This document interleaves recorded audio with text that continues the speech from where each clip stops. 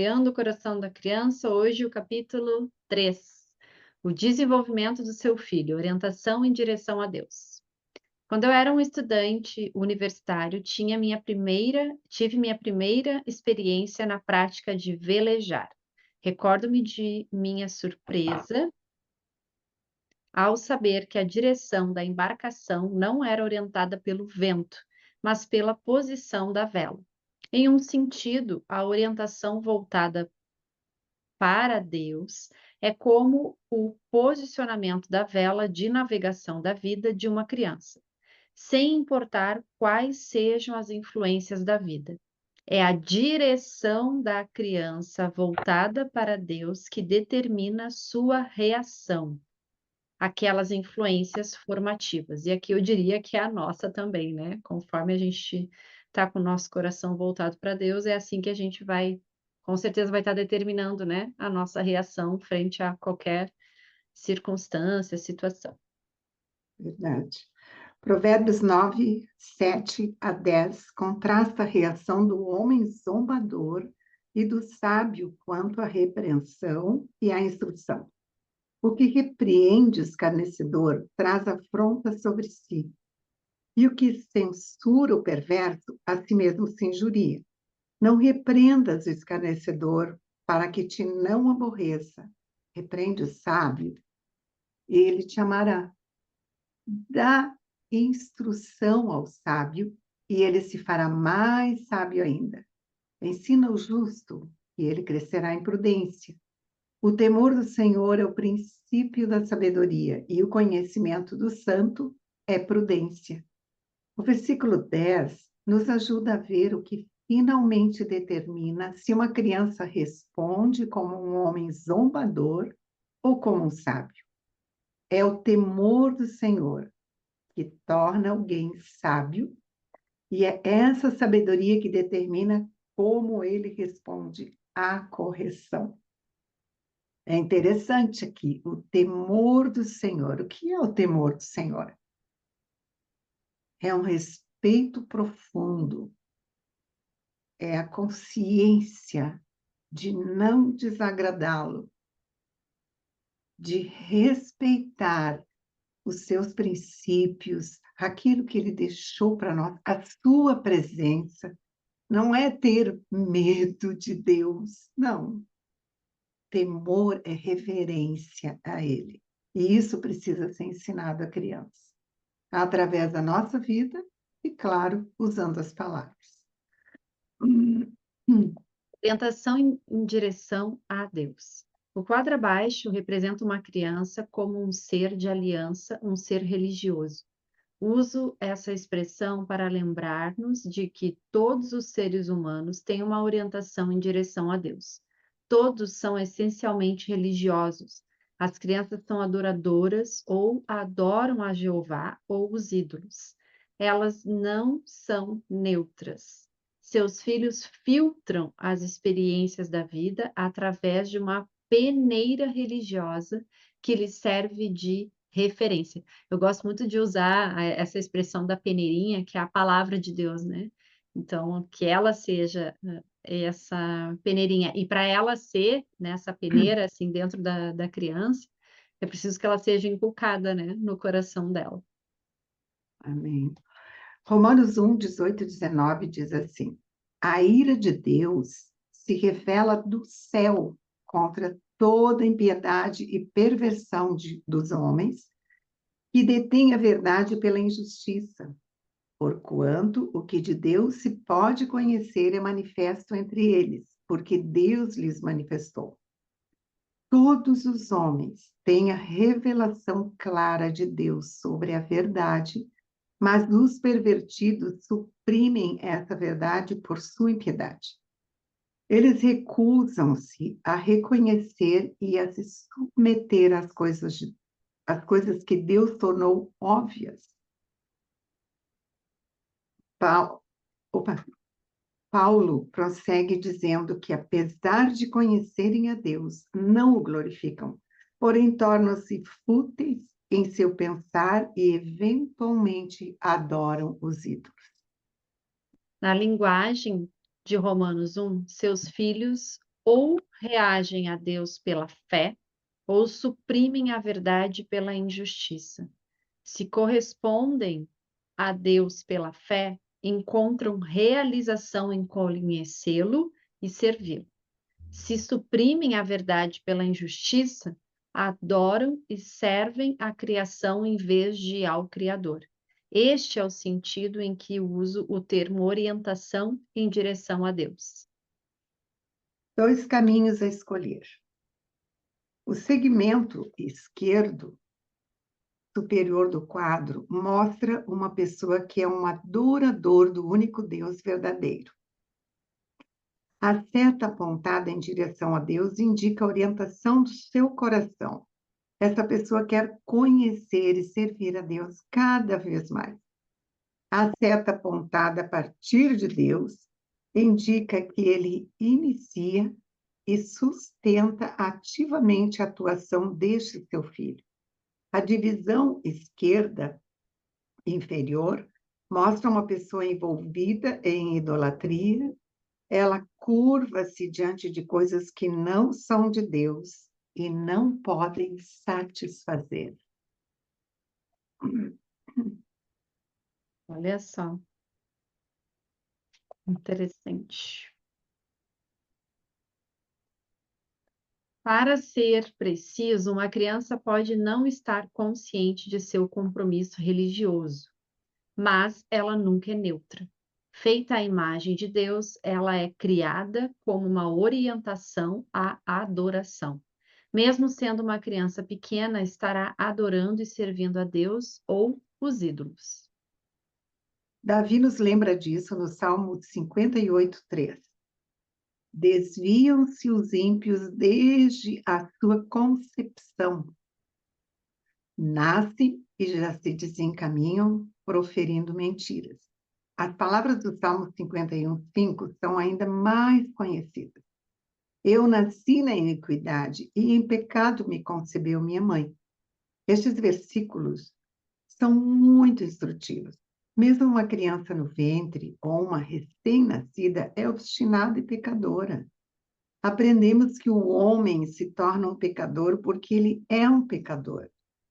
Seus filhos nunca são moralmente neutros, nem mesmo no ventre materno. Uma das justificativas para utilizar a vara nas crianças é que a estultícia está ligada ao coração da criança, mas a vara da disciplina afastará dela. Provérbios 22:15. O ponto central deste provérbio é que alguma coisa está errada no coração da criança e requer correção. O remédio não é unicamente mudar a estrutura do lar, e sim tratar do coração. É verdade. O coração não é neutro, visto não haver lugar para neutralidade na infância, ou teus filhos adoram a Deus ou os ídolos. Estes ídolos não são pequenas estátuas, são os sutis ídolos do coração. A Bíblia usa terminologia como medo de homens, desejos maus, cobiça e orgulho. Os ídolos incluem a conformidade ao mundo, ter uma maneira de pensar terrena e apegar-se às coisas terrenas. O que temos em vista é um conjunto de motivações, desejos, vontades, propósitos, esperanças e expectativas que dominam o coração de uma criança. Lembre-se, essas coisas não precisam ser articuladas em palavras para estarem presentes. Enquanto nossos filhos interagem com sua experiência de infância, o fazem a partir de uma orientação em direção a Deus. Ou eles reagem à vida como crianças de fé, que conhecem, amam e servem a Jeová, ou reagem como crianças insensatas e incrédulas que não o conhecem nem o servem. A verdade é esta: eles reagem, não são neutros. Não são apenas a soma total daquilo que você e eu colocamos neles, Nossos filhos interagem com a vida, seja a partir de uma aliança de fé, seja a partir de uma aliança idólatra e de incredulidade. É interessante, e muitas vezes pensamos assim, já encontrei pessoas que, sem maldade, comentavam comigo nas orientações que vinham buscar sobre filhos. Olha, no meu caso, não é necessário corrigir, não é necessário, que minha filha, meu filho são tão bons de coração. Um dia eles vão conhecer o Senhor. Se eles não tiveram um esclarecimento e uma entrega da vida a Jesus, a quem eles servem, né? A quem a criança adorará? É importante ser claro nessa questão. Criar filhos não é apenas prover bons estímulos, criar filhos não é apenas criar uma atmosfera construtiva no lar e uma interação positiva entre os filhos e seus pais. Há uma outra dimensão. A criança está interagindo com o Deus vivo, está adorando, servindo e crescendo em entendimento nas implicações de quem é Deus, ou está buscando sentido na vida sem um relacionamento com Deus. Se está vivendo como um tolo e diz em seu coração, não há Deus, tal pessoa não deixa de ser uma adoradora. Ela simplesmente adora o que não é Deus. Parte da tarefa dos pais é pastoreá-la como uma criatura que adora, mostrando-lhe o único que é digno de adoração. A questão não é ela vai adorar, mas sempre é a quem ela vai adorar. E é uma responsabilidade dos pais. E às vezes se pensa, a professora da escola dominical, que outra pessoa venha e fala de Jesus, mas é um privilégio poder ser levada para Cristo dentro do seu lar. É um privilégio poder mostrar para ela que vale a pena servir Jesus. A disciplina se torna mais fácil, o crescimento, porque a criança passa a ter o Espírito Santo de Deus dentro dela. Tudo é mais fácil, experiência própria. Implicações da criação de filhos. Esta questão difere este livro da maioria dos outros livros que falam a respeito de criação de filhos. A maioria dos livros sobre esse assunto são escritos para ajudá-la a cumprir melhor a tarefa de fornecer influências formativas, construtivas para seu filho. Todas as dicas e ideias criativas voltam-se a produzir as melhores influências formativas, as mais consistentes biblicamente, na esperança de que as crianças respondam a elas e sejam boas pessoas. Não estou somente expondo algumas ideias a respeito de estruturas bíblicas para a vida, mas também abordagens sobre como pastorear a criança alcançando seu coração. Lembre-se de Provérbios 4:23. A vida flui do coração. Criar filhos não deve ser uma preocupação apenas com influências formativas, mas deve envolver pastorear o coração. A vida transborda do coração. Estou interessado em ajudar os pais a enfrentarem um combate corpo a corpo no menor campo de batalha do mundo, o coração da criança.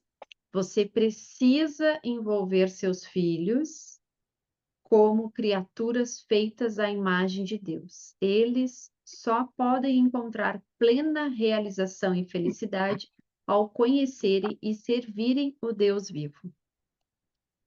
A tarefa de criar filhos, que você compreende, está sempre ocupada com ambas as questões descritas nestes quadros. Você quer prover as melhores influências formativas possíveis para seus filhos. Deseja que a estrutura de seu lar ofereça a estabilidade e segurança que eles necessitam. Almeja que a qualidade de relacionamentos em seu lar reflita a graça e a misericórdia de Deus pelos pecadores que fracassam, o que demonstra o caráter de Deus. Você quer que as punições sejam medidas, tomadas com a finalidade de refletirem a visão de um Deus santo, a respeito do pecado, e que os valores em seu lar sejam fundamentados nas Escrituras. Você deseja controlar o fluxo dos crentes, dos eventos, perdão, de modo que nunca tornem um lar caótico, e sim bem estruturado. Você quer oferecer uma atmosfera saudável e construtiva para suas crianças. Após tudo ser dito e feito, essas coisas importantes como são, nunca constituirão a história completa. Seu filho não é apenas um produto dessas influências formativas. Ele interage com todas estas coisas. Interage de acordo com a natureza de escolhas pactuais que está fazendo. Ou reage à bondade e à misericórdia de Deus pela fé, ou reage com incredulidade. Ou ele passa a amar e confiar ainda mais no Deus vivo, ou se volta cada vez mais para várias formas de idolatria e autoconfiança. A questão não é apenas a natureza das influências formativas de sua vida, mas como ele tem reagido a Deus no contexto destas influências formativas. Visto que a orientação em direção a Deus no coração de seu filho determina sua resposta à vida, você nunca poderá concluir que os problemas dele são apenas uma falta de maturidade. O egoísmo e a rebelião contra a autoridade não são fases passageiras. Estas coisas não são temporárias, visto que não refletem a imaturidade, mas sim a idolatria no coração de seu filho. E é aí que entram os pais para ensinarem princípios verdadeiros da palavra de Deus. Um adolescente chamado Alberto era um filho mentiroso. Ele agia mal na ausência de seu pai. Mentia até quando não era vantajoso. Frequentemente roubava dinheiro dos pais. Seu pai insistia em interpretar seu comportamento como imaturidade. O pai estava correto sobre a imaturidade de Alberto. Ele era imaturo, mas não era essa a razão pela qual tornara-se uma pessoa em quem não se podia confiar. A razão pela qual não se podia confiar nele é porque era um pecador. Alberto estava tentando achar sentido para sua vida sem Deus, na idolatria de sua rebelião contra a autoridade de Deus e na sua determinação de ser sua própria autoridade, se tornar alguém em quem não se podia confiar. O pai de Alberto achava-se incapaz de ajudar seu filho até começar a ver o comportamento de Alberto como reflexo de um coração que se desviara de Deus. A importância da orientação em direção a Deus. Incidentes bíblicos mostram que as influências formativas não constituem a história completa da formação da criança. Pensemos em José.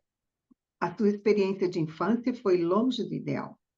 Sua mãe falecera enquanto ele era jovem, e ele era o favorito do pai. Seus sonhos inflamaram o ódio de seus irmãos. Depois foi alienado deles por causa de um presente, uma veste dada por seu pai que o distinguiu como autoridade sobre eles. Seus irmãos o traíram, foi jogado em um poço. Comerciantes de escravos oportunistas o compraram para lucrar com seu valor de revenda. Foi traído na casa de Potifar, apesar da sua honra e integridade. Foi preso, até mesmo na prisão, foi abandonado por aqueles a quem ajudou. Eis um homem que poderia ter sido amargo, cínico, ressentido e irascível. Se o homem fosse apenas a soma total das influências que o moldam, esse teria sido o resultado. Em vez disso, o que encontramos? Quando seus irmãos se prostraram pedindo misericórdia, José lhes disse: Não temais, acaso estou eu em lugar de Deus? Vós, na verdade, intentastes o mal contra mim. Porém, Deus o tornou em bem para fazer, como vedes agora, que se conserve muita gente em vida. Não temais, pois, eu vos sustentarei a vós, outros e a vossos filhos. Assim os consolou e lhes falou ao coração. Que lindo!